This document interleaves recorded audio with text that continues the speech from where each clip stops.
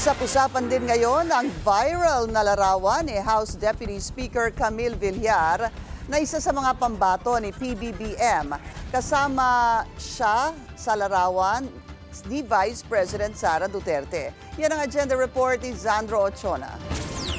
Viral ang post na ito ni Attorney Harry Roque na nagpapakita ng mga larawan ni Deputy Speaker Camille Villar na tumatakbo sa ilalim ng alyansa para sa bagong Pilipinas, ang senatorial slate ng Marcos administration. Imbis kasi na si Pangulong Bongbong Marcos, si Vice President Sara Duterte ang kasama ng anak ni dating Senate President Manny Villar. Hindi malinaw kung photo o video shoot ito pero makikitang may mikropono sa ilang mga larawan. Nakasaad din dito na politics is addition after all. Matipid ang tugon dito ng Malacanang.